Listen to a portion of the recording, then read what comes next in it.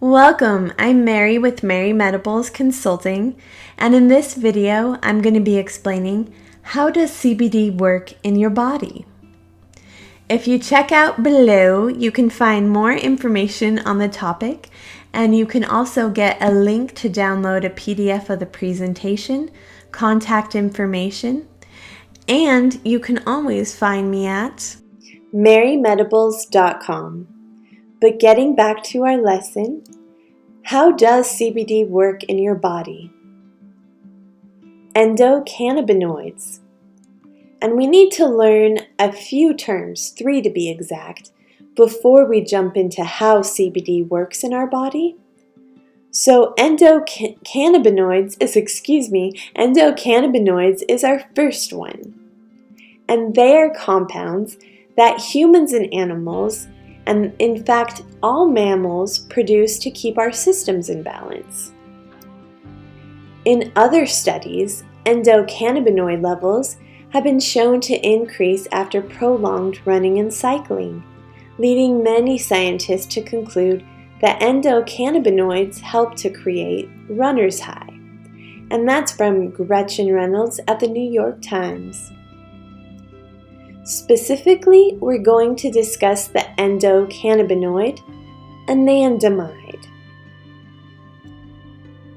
Anandamide.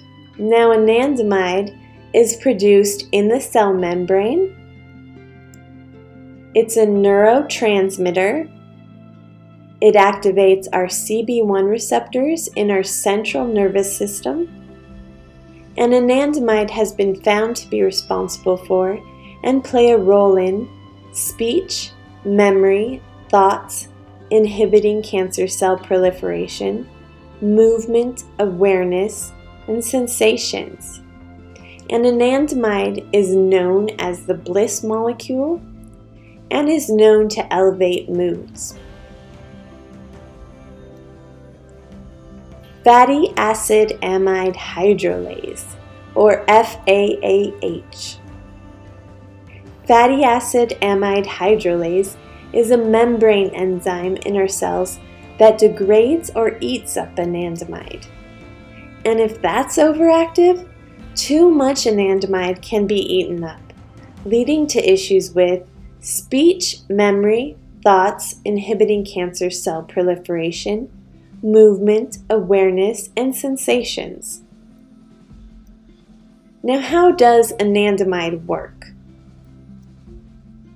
Anandamide activates our CB1 receptors, which are in our central nervous system, and THC actually activates our CB1 receptors too. Our central nervous system is responsible for memory, speech, thoughts, inhibiting cancer cell proliferation, movement, sensations, and awareness. Now let's just compare for a moment. So our central nervous system is responsible for all these things: memory, speech, thoughts, inhibiting cancer cell proliferation, movement, sensations, and awareness. And then anandamide is responsible for memory, speech, thoughts, inhibiting cancer cell proliferation, movement, sensations, and awareness. Are we seeing anything kind of connecting? Maybe one is responsible for the other? And that is key because anandamide is responsible when we produce anandamide. That's responsible for just our system being balanced and acting properly. Now, where does CBD come in? Remember fatty acid amide hydrolase? That is a tough one to say. Try saying it 10 times fast. Or FAAH. CBD inhibits FAAH, allowing anandamide to flow freely into our CB1 receptors to our central nervous system. So when you take CBD, it blocks FAAH, allowing for the free flow of anandamide to enter our CB1 receptors to help the central nervous system control speech, thoughts, memory, inhibiting cancer cell proliferation, movement, awareness, and sensations.